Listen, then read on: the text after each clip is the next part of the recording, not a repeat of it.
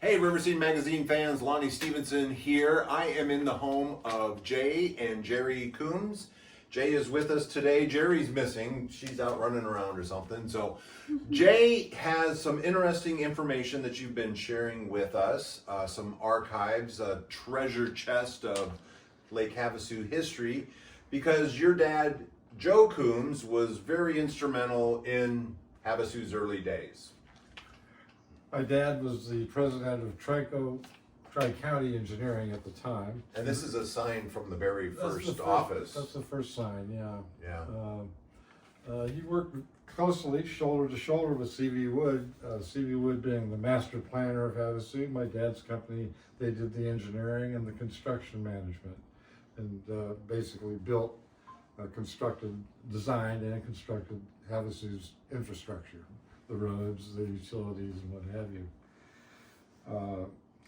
I was fortunate that Dad left behind boxes of various documents, maps, correspondence, and what have you, and we're having fun digging through all this stuff. We are, and we are truly blessed that you are sharing it with us. I know it's in a little bit of an emotional journey for you because this is just a wave of memories, and what we want to do is we want to roll back to 1966. Havasu is just starting. There's no bridge. It is the early development of the town. You have some interesting statistics from 1966. The population at the time was 1,700 people. We had 92 miles of road, but only 30 miles of it was paved at this time. We had 162 homes. And here's something that I just find mind-boggling on top of what we've already mentioned. Bank deposits at the time totaled $1.315 million. And that was the entire city's bank deposits. But what we have is an absolutely incredible letter or story that your dad wrote, remembering, and he wrote this in 1992.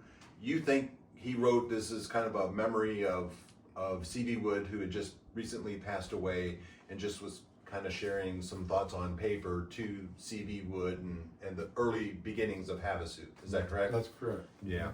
So let me read to you this letter that your dad, Joe Coombs, wrote in 1992, remembering C.V. Wood. And I want to frame this because you're going to see some very, very interesting video that's tied to this here to follow. So it's titled, "It's a Bird, It's a Plane, It's the Easter Bunny." The year was 1966 and Lake Havasu City was in its infancy, having started the Sales by Air program just months earlier. Although we didn't have many full-time families living in Lake Havasu, as most construction workers and salespeople commuted, the few resident families we did have desperately wanted an Easter egg hunt for their children. Early Friday, my wife Dottie, your mom, went to Kingman for egg dye baskets and decorations. Returning empty-handed and mad as a hornet, she, quote, where had I brought my family, she yelled. Kingman is sold out of Easter supplies, and she had driven the extra hour over to Needles, California, to find that they only had a few candy eggs in the whole town. Now, when we were going back, putting everything together, Claypool's was in existence at that time. Claypool's was open. Claypool's was open, although it is, at that point, just a general store. So it probably had limited supply. So what we can gather is Claypool's must have been out as well, which drove your mom to drive to Kingman, right? Yeah, late Friday afternoon, with the grim prospect of no egg hunt ahead, I called Wood meaning C.V. Wood, in Los Angeles, and explained the situation. I asked, if at all possible, could we have one of the Saturday, quote, Connie flights bring the needed supplies? And a Connie flight is just, was that a code word for? Constellation. That was one of the sales flights. Okay, that was coming back. Incoming sales flight with prospective lot buyers. Oh, okay, and it would have been coming from LA? Los Angeles. Los Angeles, okay. So, sadly, upon checking Saturday's arrival, we remained empty-handed. Now, late Saturday afternoon, I received a message from the airport, again, Airport 66. On the island. It's on the island. What was now the island. To meet an incoming flight. Yeah, it's a good point. I mean, at the time, it wasn't an island yet. Right. It was just Pittsburgh Point. Right. There's going to be a lot of Jeopardy questions at the end of this one. We're going to have fun. A short time later, I met with Yellowbird, McCulloch's executive E-18 Beechcraft, at its touchdown. So that was McCulloch's personal plane? That was the executive aircraft for McCulloch, right? All right, At so the time. this isn't just the regular Connie flight now. This is McCulloch's. This is R.P. McCulloch's personal executive aircraft, yes. Oh, how cool. Yeah.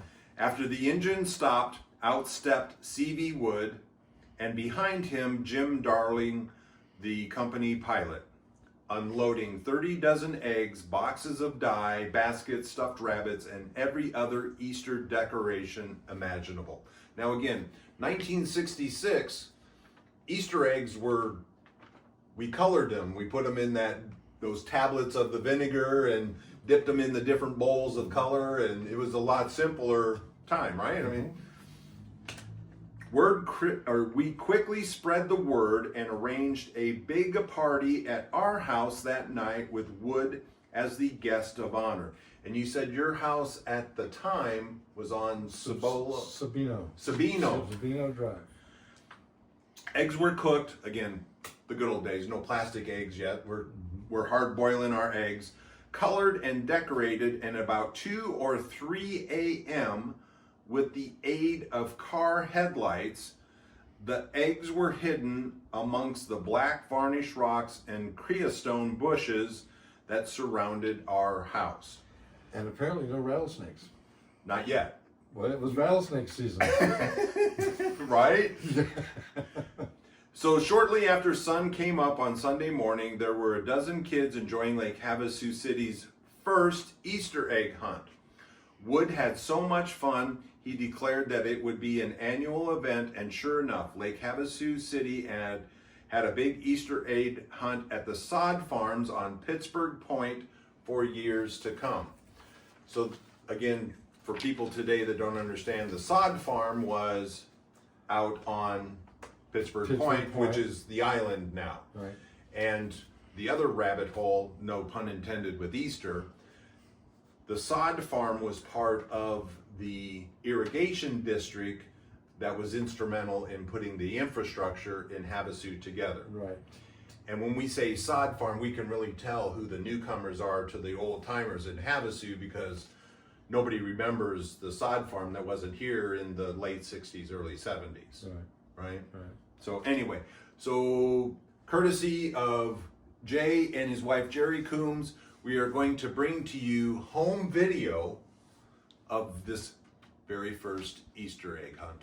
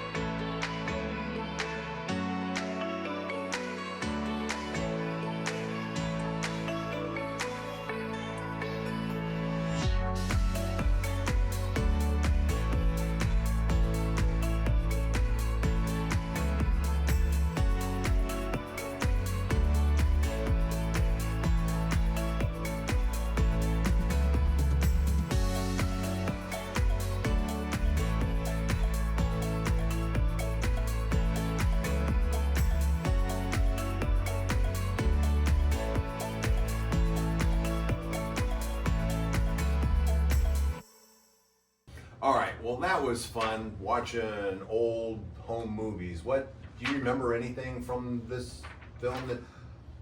I don't.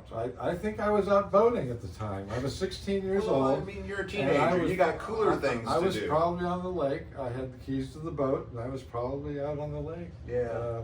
Not paying attention, but in the video you will see C.V. Wood in the button-down shirt. Yeah.